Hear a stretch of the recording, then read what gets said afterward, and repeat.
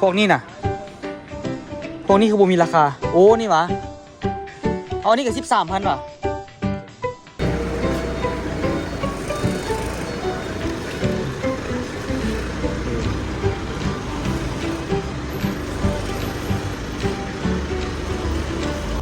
มาฮอดแล้วเด้อมาฮอดลองซานเรียบร้อยละวันนี้เนี่ยก็เลี้ยวซ้ายเนาะทุกคนเนาะ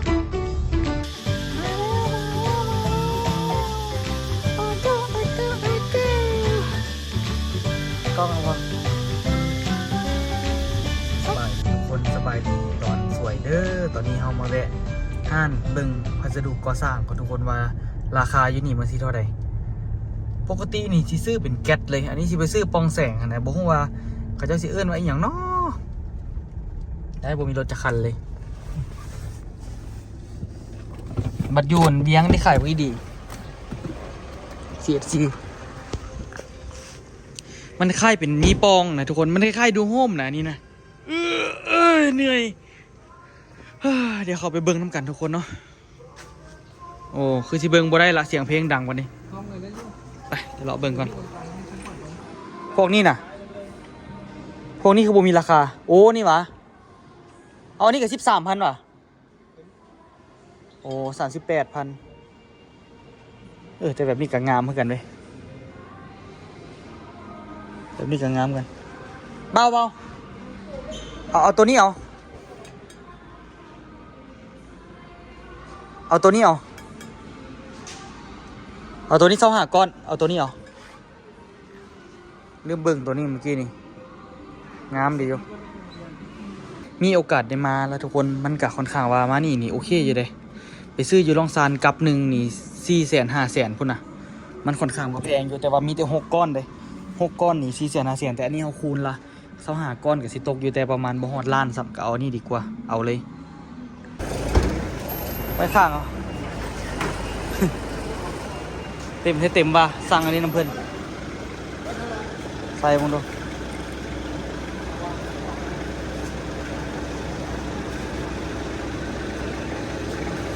อันนี้โบแม่นเหลือก้อนนึงว่ะโอเคสั่ง25ก้อนสั่งไปเลยจบไป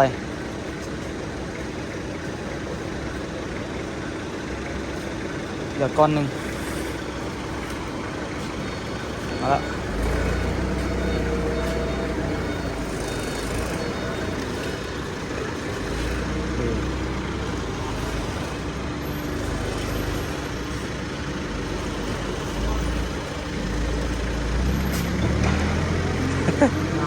ไปเอาเดี๋ยวแล้วโบมีอย่างว่าหยอกสิโอ้อันนี้ไอ้แน่เอาเข้าไปรถก่อนรถจะให้เมื่อกี้นี่ไอ้แน่เซ็นบินให้เรียบร้อยแล้วนะทุกคนเนาะก็คือใบมอบทรัพย์สินทั้งหมดให้กับคุณประกันสีเมืองไม่ใช่จากคุณอนุปอันไหนหนี้สินทั้งหมด เจ้าอ่านผิดแล้วทรัพย์สินทั้งหมดโอ้หนี้สินทั้งหมดเรียบร้อยแล้วไอ้แน่ได้เซ็นให้เรียบร้อยแล้วเนาะขอบคุณมากนะครับใช้เต็มที่ในหนี้สินที่มีอยู่อันนี้คือมีทุกอย่างเนาะมีทุกอย่างให้แม้กระทั่งแบบที่ดินนี่อย่างเนาะเดี๋ยวซีแบงให้ฟิ้งน้ำหน่อยนึงมีทองหลายบาทเลยนะทองหมดแล้วพี่ไม่หมดหรอกให้เขาหมดละโอ้ยมันต้องทอดมึงแหละจะไปคุ้นลงก่อนไปทุกคนเราเดินทางต่ออันนี้คือคันบูซี่ตอนนี้กับที่จริงว่าซีมาเบิ้งซื้อมันก็บอกได้แพงละมันต้องเสียค่าขนส่งต้องเสียเวลาด้วยที่จริงว่าซีมานะมาเบิ้งซื้อเพราะว่านะเบิ้งอยู่ล่องซานหลังรู้สึกว่าราคามันแพง6ก้อนนี่ราคาแก๊สหนึ่งนี่400,000 ไป400,000 ไป500,000ตัวคือแพงแท้พอมาเบิ้งอยู่นี่แก๊สหนึ่งมี6นี่มันมี4แก๊ส4แก๊สแถมอีกก้อนหนึ่งเนาะนี่ทั้งหมด25ก้อนทั้งหมดอยู่ที่910,000 กีบมันกระปานซื้ออันนี้2อันพุ่นระบอกอยู่พุ่นครึ่งต่อครึ่งเลยสุดยอดเลยก็เลยว่าเอาอยู่นี่แหละไลฟ์บอดี้นี่มันมีราคาตัวถึกอีกเลยมันมีราคา ห้องหนึ่งนี่ราคา10 ปลายพันก็มีแต่ว่าอันนี้นี่ซื้ออันหนึ่งราคา36,400เนาะ36,400ต่อก้อนหนึ่งก็เลยแบบว่าเอาอยู่นี่แหละอันนี้36,400มันกระถึกอยู่ทั้งเบิด900,000 กับ 10,000เนาะโบซันไปซื้ออยู่พุ่นนี่เกือบ2 ล้านก็เลยว่าจบไปเลยซื้อไปเลยซะรถกระจกสิโวอยู่บนวางละตอนสั่งเนี่ยยังไม่ได้คิดอย่างตอนกำลังจ่ายเงินลืมเครื่องเขาเต็มแท้เต็มวางมันชี้บนวางอยู่นะ ได้ไปแล้วก็เลยเอาไปซะเดี๋ยวพวกอันนั้นยังสิมีพวกสุขภัณฑ์มีบอลลังนางหน้าแล้วก็เครื่องเฮ็ดน้ำห้อนน้ำเย็นก็ต้องได้สั่งแล้วก็มีพวกบอลนั่นนะล้างหน้าล้างตาหันเนาะประมาณนี้แหละอุปกรณ์ใส่แล้วก็พวกบอลวางสบู่วางอย่างทั่วไปแล้วก็ถือว่าจบเนาะทุกคนเนาะในการเฮ็ดห้านเนาะซื้อไว้ไปเฮ็ดห้านเลยตัวนี้ก็ได้ไปเราเดินทางต่อดีกว่าตรงกลับละ ถ่ายรูปมาต่อเลยถ่ายรูปมา คุณสม ครับแม่นะครับทำเชิญครับขออนุญาตเชิญครับเรียนเชิญคุณตุ๋ย เส้นผมเหรอครับ กินข้าวด้วยกันครับไม่มีอะไรยังไม่กินข้าวเลยตั้งแต่เช้าเนี่ยกลับมากินบ้านน้องอภรณ์นะ โอ้มีแต่จุดปลาทุกคนตอนนี้ก็4 โมงแล้วเด้อก่อนที่ได้เข้าไปลองซานเนาะเริ่มเข้ามาเส้นทางแดงละก็เดินทางไปเนาะทุกคนเนาะเมื่อกี้นี่ครับได้กินข้าวนิดนึงเนาะก็เลยแบบว่าเดินทางมาต่อมาฮอดสุดที่ฮอดนี่ก็4 โมงคันฮอดพุ่นกับน่าจะประมาณ5 โมงยังก็คือสิฮอดแล้วทุกคนตอนนี้นี่ก็ลุยกับพี่แน่2 คนเนาะเส้นทางมื้อนี้ก็คือเก่าทุกคนเส้นทางมาลองซานนี่นะทุกคนถึงมันสิเป็นทางแดงแต่ว่าทางมันเรียบนะทุกคนคันเทียบกับทางเหนือนี่นะไปทางกาสีบางเวียงกาสีนี่เอาทางแบบนี้ดีกว่าคันว่าถึงสิปูยางแล้วเป็นหลุมเป็นจุดนี่โอ้ยบ่เป็นตาเอาดอกเอาแบบนี้ดีกว่าเนาะตอนนี้เนี่ยกำลังเดินทางไปเนาะอีกบ่ดนก็คือสิฮอดละคิดถึงเมียคิดถึงลูกละกลับดีกว่า ฮิเรลักยิ้มอยู่ไปทุกคนเดี๋ยวฮอดละมาฮอดแล้วเด้อมาฮอดลองซานเรียบร้อยละวันนี้นี่ก็เลี้ยวซ้ายเนาะทุกคนเนาะเลี้ยวซ้ายไปกะสิฮอดพลม่วงละ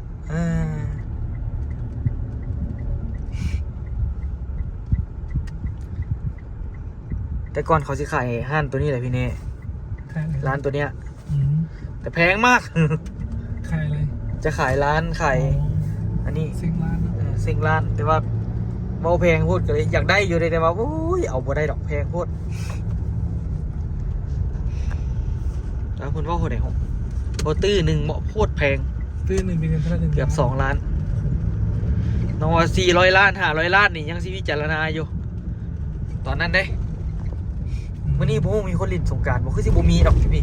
ยังไม่ถึง คันอยู่เวียงเลยลิ้นแล้วป่านนี้นะ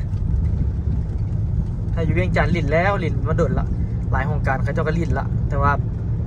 มื้อนี้นี่ก็มาลิ้นอยู่พี่ก่อนนะทุกคนมาคนม่วงก่อนลิ้นอยู่พี่จักมือนึงกะมันกะคักไปอยู่มันปวดน้ำซานละวันนี้มีสาวไปอาบน้ำอยู่อ่ะน้ำใส่บ่วันนี้น้ำคุณเนาะ ใส่ ใส่ปะ ก็ไม่ใส่คุณดิใส่อยู่มั้ย โอ้พี่ตรงเนี้ย ใส่ เสาเล่นกระจมอกอาบน้ำพี่ โอเค ฮอดหินสอนแล้วเนาะใกล้ชิฮอดเฮือนละมันอันนั้นแหละทุกคนเดี๋ยวนี้มันเที่ยวมันความรู้สึกบุคือเก่าละบอกตรงๆเลย อยากอยู่บ้าน มันอยากอยู่บ้านหลายกว่ามัน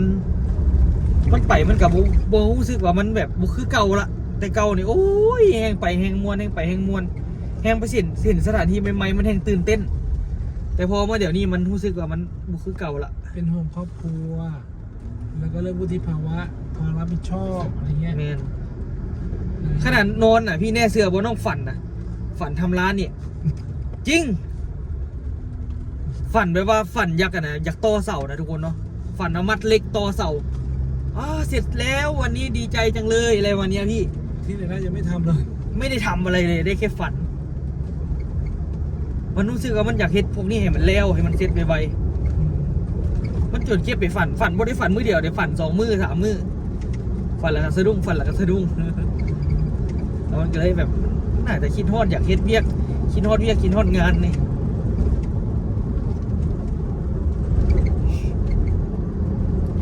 อยากฮอดงานแล้วทุกคน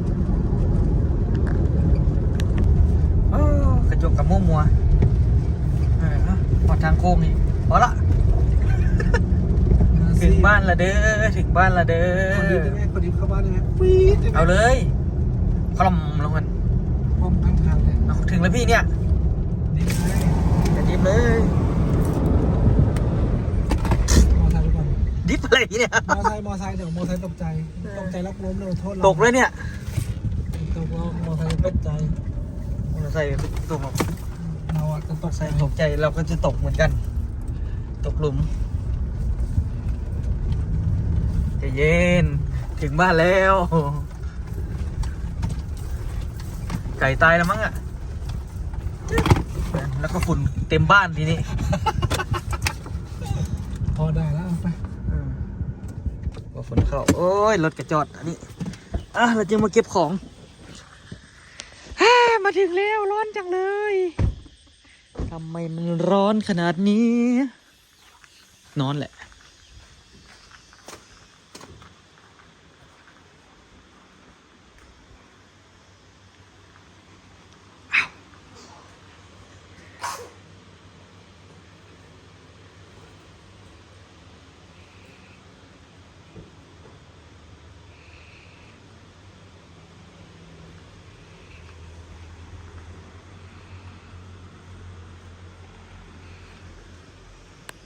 มาแล้วอาเจ้ากล้องพอกินนอนเลยกินนอนมันดิลูกเป็นไข่ปะลูกเป็นไข่เหรอคิดฮอดมันดิคิดฮอดมันดิโตเป็นไข่ปะ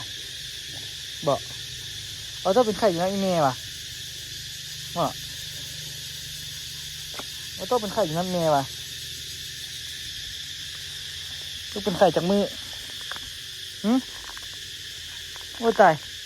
หากว่าตื่นนอนทุกคนเอามาเมื่อกี้แล้วพอดีคนจะดุ้งตื่นเป็นไข่เป็นไข่ไข่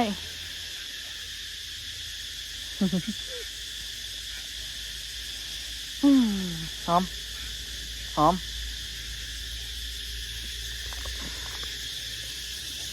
โตเป็นไข่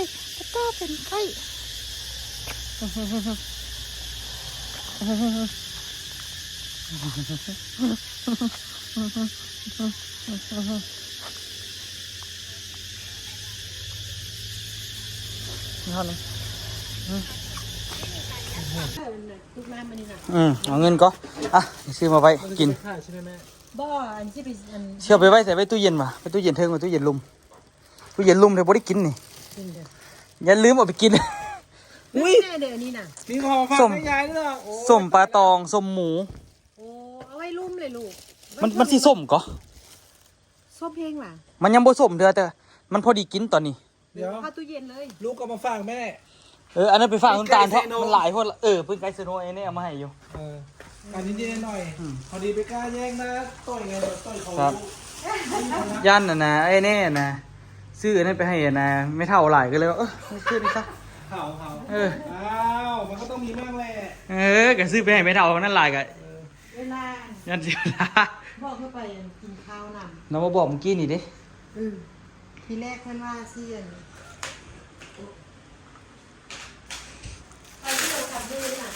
มันฮ้อนพวกถาไปถึงมันเหงื่อออกแถววะเสยอยู่มาสิย่างไปทั้งหลังยาแหละเดี๋ยวสิกวนไอ้แน่ทุกคนไอ้แน่เราคือสิพียามาดนแล้วทุกคนไปน้ำกันนี่บ่ค่อยได้นอนเลยตัวกันยังบ่ค่อยได้นอนแต่ตัวกันยังได้นอนหลายกว่าเราไอ้แน่มาฮอดล่ะหลับเลยทุกคนคือทรงสิเมื่อยแหงเนาะ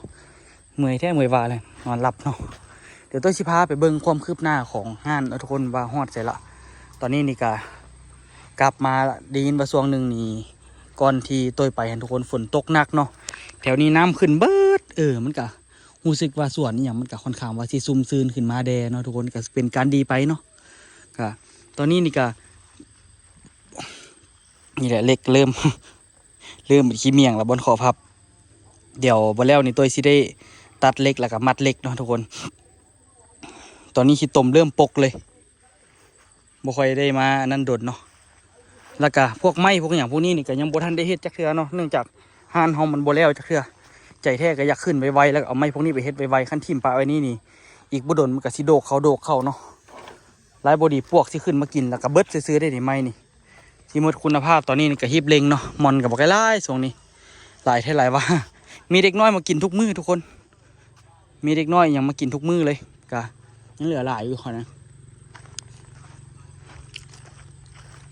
พวกสังกะสีอย่างพวกนี้นี่ตัวสิจงไว้บนเปิ่นบอลจอดรถนะทุกคนกาว่าสิต่อมาทั้งหน้าเนี่ยต่อออกมาซ้ำซาให้รถเข้าได้2 อันเนาะได้2 คันเฮ็ดมาเต็มหน้านี่เลยนะเฮ็ดแย่ออกมาจากใจแท้ก็อยากได้จาก4 เมตรเลยนะทุกคนเนาะให้มันได้ความให้รถเย็นๆเลยให้รถเย็นสบายแล้วก็อยากถมอันนี้ให้มันแล้วเนาะให้ห้องน้ำมันมาทางนี้ให้ห้องน้ำมันมาเค็มนี่ให้มันหมดเลยนี่เห็นบ่พอจอยเฮ็ดไว้เบิดละให้น้ำมันมาทางนี้หมดเลยมันก็สะดวกอยู่ทุกคนแต่ว่าพอจอยก็ยังบ่ทันไปฮอดใส่เทื่อมีสังกะสีมีอย่างพร้อมมันก็ครบเซตละเนาะไม้พวกนี้คือกันนี่คันปะไว้นี่อีกบ่โดนเดี๋ยวกระโดกตัวสิฮีบเล็งเฮ็ดฮีบต่อเสาแล้วก็ฮีบมาเฮ็ดโครงหลังคาเนาะเพราะว่าเฮาบ่ได้เอาหยังปกเลยไม้เนี่ยก็ได้ถิ่มปะไว้เลยกลับมาสุดหน้านี่สิสวนพอสดมานำเอาสิสวนพอสดมาเฮ็ดนำนี่ปลาติโตขันเบิดแล้วนี่เดี๋ยวตัวสิประเมินเบิ่งว่ามันสิได้เพิ่มอีกประมาณจักก้อนเนาะทุกคนมันค่ะมีบนลูกบนโน้นไปเนาะเบิ่งบนโน้นนี่บ่เป็นหยังได้มันค้าต่อนี่ตัวเลยเฮ็ดโน้นไว้ตัวเป็นคนกอเองตัวนี้ได้กะสำเร็จเรียบร้อยแล้วแหละนี่แต่เอาบล็อกมาอีกนิดนึงมากอขึ้นอีกนิดนึงเนาะที่จริงก็เริ่มถมก่อนพอจอยมัดเหล็กเรียบร้อยละ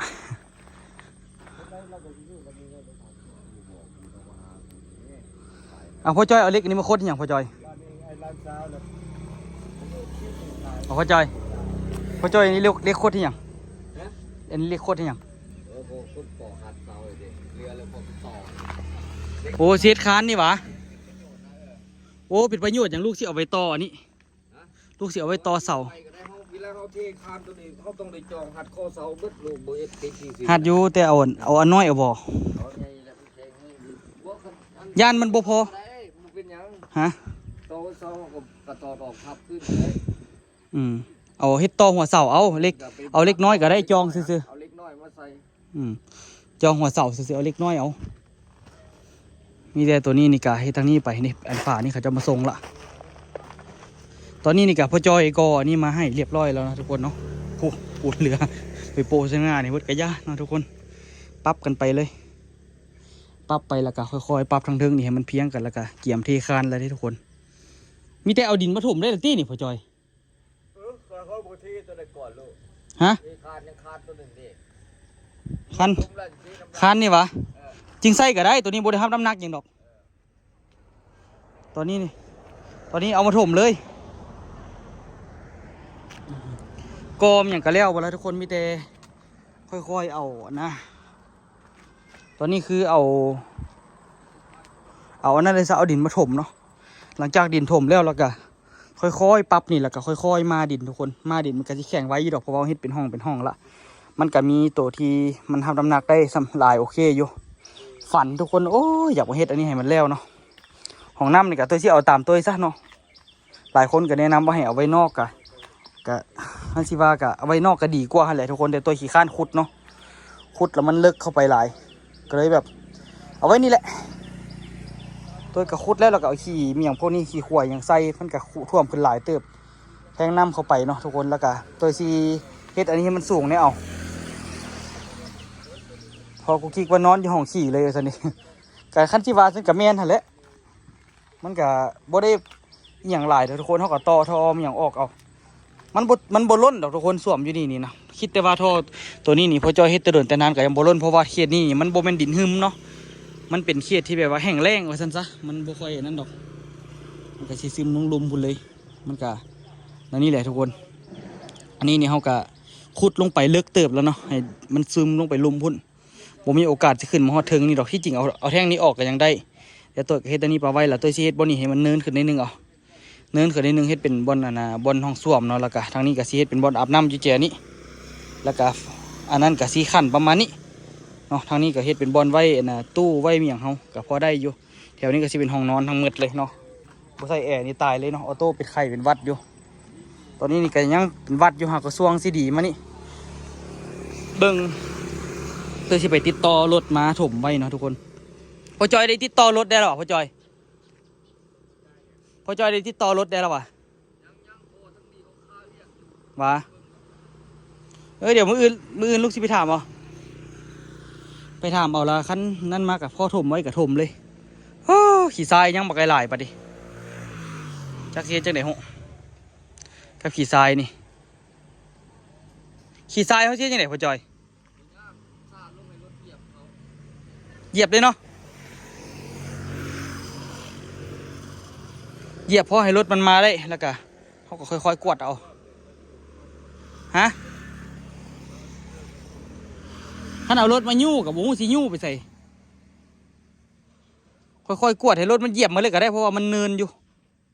เหยียบมากับมาถมอันนี้เขาก็ตักเอาน้ำหลังก็ได้เขาสิผสมเอามาใส่ใน3 รถก่อน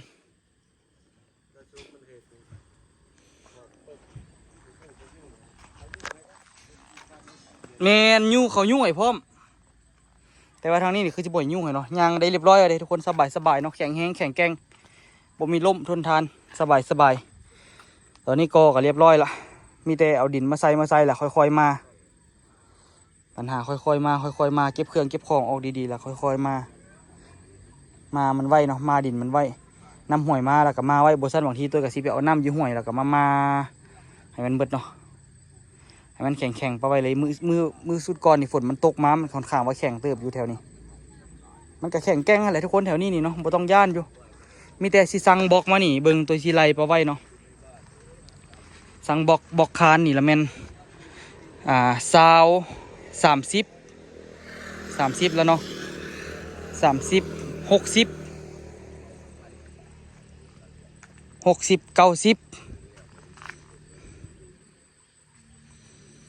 100 200 110 120 130 140 150 160 170ทุกคนจังสิพอตัวคิดไลบอกนี้อีก170พุ่นละจังสิพอเพราะว่าสีไลเทให้มันเบิดนี่ก่อขึ้นให้มันเบิดเลยหลังจากมาได้ตัวกับสิก่อขึ้นให้มันจำอีก170ก้อนทุกคนยังหลายอยู่ทั้งเบิดนี่เบิดไปกับ300ก็เป็น450เป็น470ก้อนทุกคนพันสิบาเนาะเพราะว่าสั่งมานี่300ก้อนแล้วได้สักนี่300ก้อนเลยนี่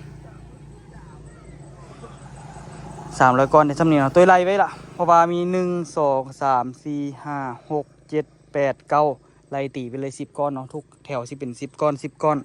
แล้วก็4 เมตรเนาะมันก็ถือว่าก่อขึ้นสูงเติบอยู่ให้มันได้มาตรฐานดีๆเลยมีแต่ว่าตัวสิไปติดต่อไว้มืออื่นนี่มาฮอดเรียบร้อยแล้วคิดฮอดเวียกคิดฮอดงานอยู่แต่ว่าหลังจากถมแล้วเนาะ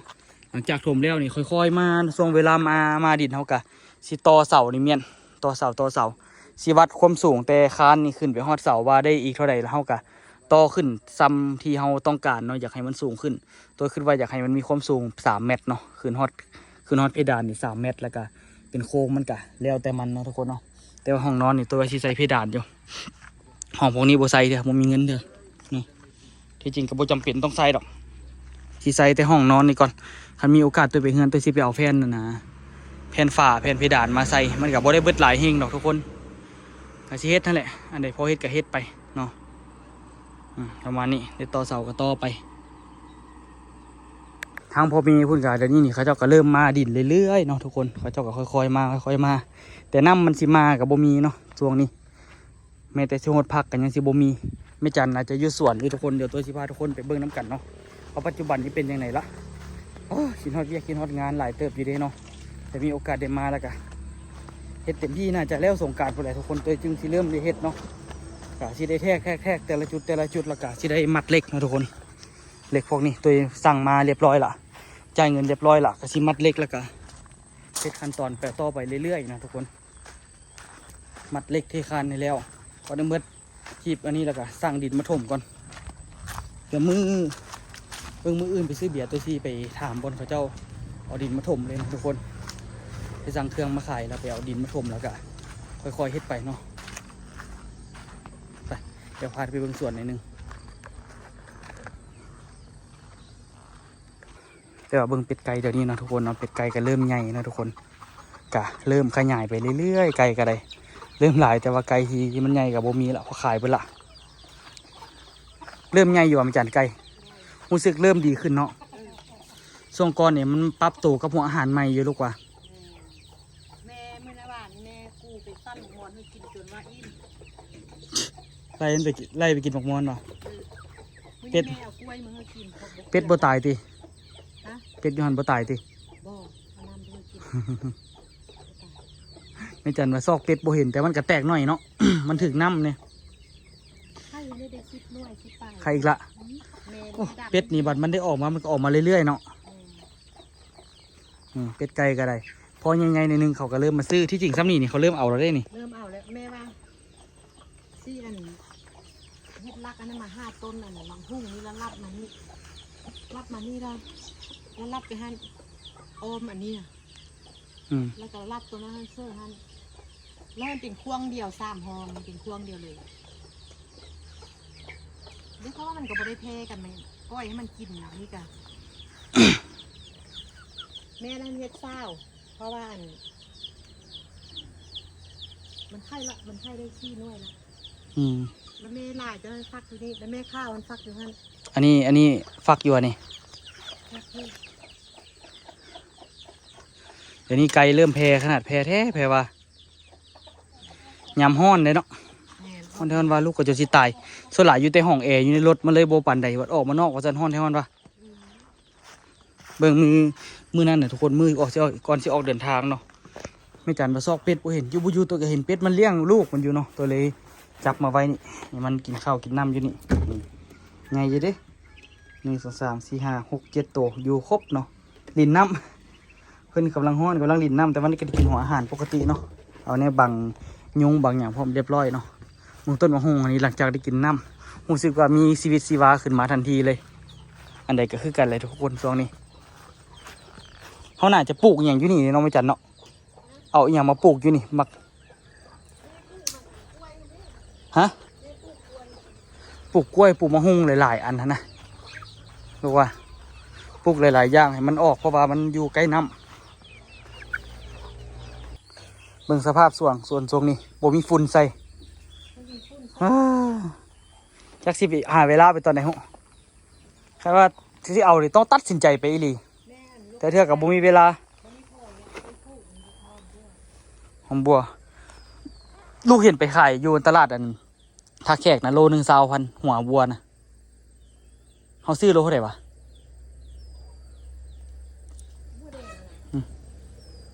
แต่ว่ายามนี้มันอันนะหัวบัวมันถึกอยู่ที่จริงควรซื้ออยู่เขาว่าสิซื้อนะมีอยูนบ่ยังเหลืออยู่นบ่ อันไหนก็เริ่มซุ่มซื่นขนาดสุดก่อนนี่ฝนตกบักแห้งเนาะทุกคนส่วนกะไม่จันฮดว่ะไม่จันต่อท่อฮดเอาว่ะน้ำมีแล้วออกมาปะนี่ขึ้นลายว่ะขึ้นเกือบจำเลยว่ะ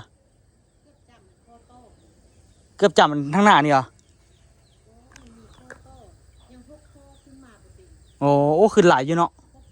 มันนะสบายใจแล้ววันนี้เนาะฮะลงไปจับตอนใดไปจับก็ไปจับตัวไอ้นี่บอกให้ไปหาเอาเท่เอาว่าบ่ทันไปเราคาเวียกเหรอเรามาฮอดแล้วเราบอกให้ไปลิ้นน้ำให้ไปหาแต่ว่ามันได้เศร้าที่พักแล้วกันแล้วสิออกตอนเศร้าได้ก็เลยว่าย่าซะโอกาสหน้าก่อนสะดอกป้าเขาเฮ็ดอย่างอยู่เทิงคุณปะคือว่าเป็นขาวเขาพาบัตรไปกลางวะซุ่มซื่นที่ขนาดเดนิส่วนก็ได้โอ้ยเนาะตั้งแต่ฝนมานี่กะพ่อมีแฮงลกขายได้แล้ววะผักบุโลเท่าไหร่ โอ้ยัง40-50อยู่เนาะแม่จันเริ่มลกขายแล้วพักก็ได้ยังได้ขายเรื่อยๆอยู่ก็ทุกคนเห็นบ่ได้สิเซาปลูกได้เห็นบ่วานไม่เรื่อยๆแต่ว่ามันก็สิมีหญ้าเด้เดี๋ยวโอ้ยอันสิว่าก็หาเวลาวางอีกละหาเวลาวางตัดหญ้าจากบาทเนาะ แต่ว่ามะเขือนี่คันว่าใส่ฝุ่นดีๆแล้วเฮาตัวอยากอะนะเดี๋ยวมื้ออื่นตัวสิไปซื้อสีแล้วก็ติ่มนะทุกคนเวียกซื้อสีมาบัวปัวแล้วก็มาทาดีๆแล้วก็สิเอานั่นใส่เนาะทุกคนสิเอาทาสีแล้วก็สิเอาน้ำใส่เดี๋ยวนี้น้ำมันขาดนะทุกคนน้องปลานี่ก็ตัวย่านปลาดุกสิหนีสิตายตอนฝนตกหันแล้วมันขึ้นก็ขึ้นบ่จำก็ไข่แด้นะทุกคนแต่ที่จริงก็ควรดูดออกเบิดได้นี่เดี๋ยวมีโอกาสอีกละ เวียกแท้ๆตัวนะทุกคนเดี๋ยวนี้นี่นะมีขุดน้ำสร้างเอาสีมาทาแท่งหั่นแล้วก็เฮ็ดห่านเดี๋ยวนี้หลักๆ3อย่างละไปเอาขี้งัวนี่4อย่างนี่สำคัญนะตอนนี้นี่เด้ที่อยากเฮ็ดที่สุดแต่ว่าบ่มีโอกาสที่ได้เฮ็ดเลยเสียหญ้านี่น้ำนี่เสียหญ้านี่ก็อยากเฮ็ดอยู่ที่จริงตัวเฮ็ดก็มีแต่มือเดียวก็แล้วอะไรนี่นะหญ้าสำนี้นี่แต่ก็หาเวลาว่างเนาะ หาเวลาว่างหาโอกาสไปเฮ็ดเนาะเบิ่งน้ำสร้างเดี๋ยวนี้มีเขียดปากไก่ไล่แม่จันบอกว่าลงไปเอาดูลงไปเอาละปะมาเฮ็ดอ้อดูว่าซั่นเขียดเต็มอีหลีทุกคนบ่แม่นน้อยๆเด้นี่คุณน่ะทุกคนเห็นตัวเขียดบ่เขียดเต็มเลยเดี๋ยวหาเวลาว่างแล้วทุกคน ลงไปจับมันดีๆเนาะเอาทุกคนไปที่มักคลิปนี้ก็อย่าลืมฝากกดไลค์กดติดตาม2ตัวโย2รอบพาเลาะเด้อมาฮอดละยังเหลือแก้วนะที่ตัวซื้อมายังบ่ได้เอาลงรถเธอเดี๋ยวสิเอาลงรถก่อนไปเจอกันคลิปหน้าทุกคน